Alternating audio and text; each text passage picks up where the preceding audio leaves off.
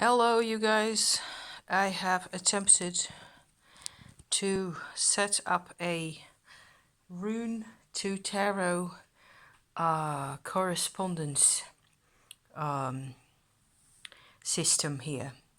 So that was not so easy. It was an interesting exercise to do. So I'm going to go through the runes really quick and tell you which cards I associate with that particular rune. In the Futhok order, of course. So Fae, Futhok, to me, has a correspondence to this 9 of Cups, as well as the 9 of Pent over there. I'm using the steampunk for this exercise because I think the clearest type cards that I can use at this point, with most obvious associations for most people. So I'm associating the Ur and the AR, which are actually kind of earth element runes, both of them, with, of course, the Ace of Pentacles, the King and Queen of Pentacles, the Empress, the Fool, and the Strength card. So, content-wise, emotionally, this is just my take on things, and if you feel different, then of course it's all up to you and yourself, how you look at these things. Thorn, 3, 8 and 9 of Swords, and the Tower. The Asa rune for a godlike figure. The Hanged Man, because of Odin. Look it up, you know what I mean. And the King and Queen of Swords. Over there we are going to the R over here. Raido, to me, that was actually one of the obvious ones for me. The Chariot. Nice to have an obvious one for a change. And the Ken rune for the Futhark, the end of the Futhark line, or the first bit of it. I would like to see there the aces of the swords and the wands. And going from there we get Gabo, this one, also a single card for a rune, meaning giving or gift. The 6 of Cups, I suppose it is, yes. And for the Wunyo, so that's a joy card, right? I get lots more cups. I get the 2, the 3, the 10, the Queen, and the King of Cups, all going into this area of joy. This is how little the runes and the tarot really have. I don't know how little or how much they have in common. You pick, okay? Then from there we go to the Hargal, if I can find it. Here it is. Hargal is a simple one as well. 5 of Pentacles, quite a Rider-Waite interpretation, but so, such a linchpin to our system, really. And then I have Need, and it's back over here because of the room I had, the Need Fire, the 7 of Swords, and the 7 of Wands. So next to the aces of either. The Ken and the Need, they're both fire images. Then we go over here to the Ease rune, for which I picked another 2 Swords cards, the 2 and the 4, for that sense of stability as well as immobility, depending on the situation. The Yera rune will be the Wheel of Fortune. That's an easy one. And then I get the U rune over here that I associated with the 10 of Swords and Death in this way of approaching things. From where on out we go to the Sun rune. That's an easy one. Sun card.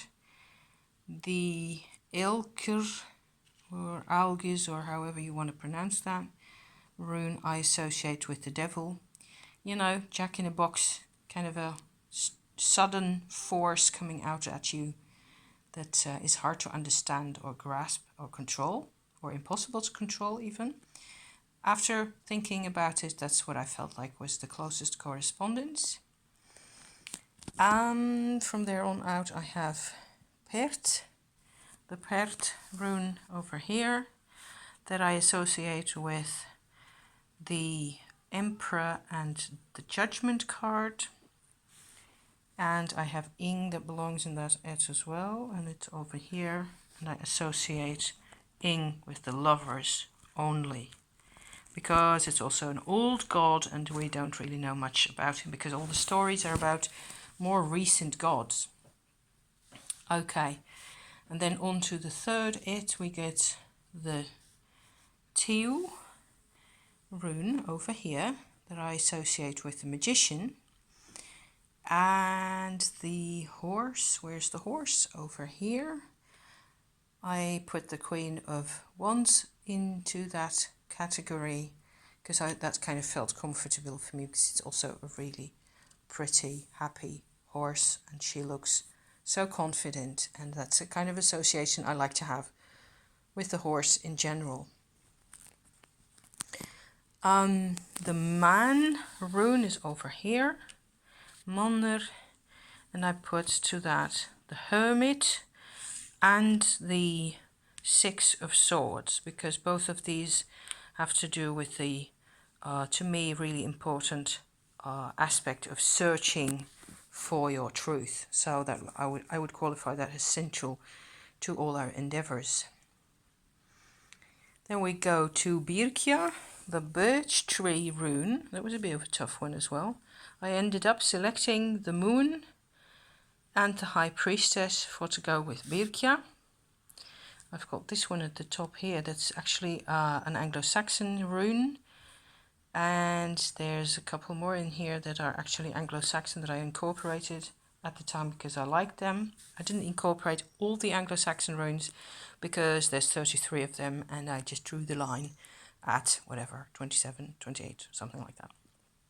So this is, what is it? Like an Isa kind of a sound also, or a Yar type sound.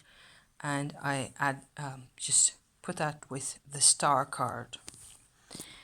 And then we move on to the Lagu over here, Lagu rune. The water rune has, in my book, the Ace of Cups to it. And what else have I got? The Daga rune over here that I consider to be the world card because of, you know, striving for universal consciousness or some such endeavor. Daga, the day of the world. Yeah, I like that. That's just my wavelength. Okay. And then the last one will be Odal over here, to which I put the card of the High Priest, because he's the one who brings all the inherited knowledge to the next generation. So I thought this actually, I hope I've got everything, I think so. This actually made more sense than I was afraid it was going to do. So I've got quite a number of tarot cards left, not all that many, about a third or so or quarter of the deck. I will count out how many cards I've actually incorporated in this whole big spread out, and put that in the description. And I once again thank you for watching, and maybe maybe it's insightful for you or entertaining. Thank you. See you again soon. Bye bye.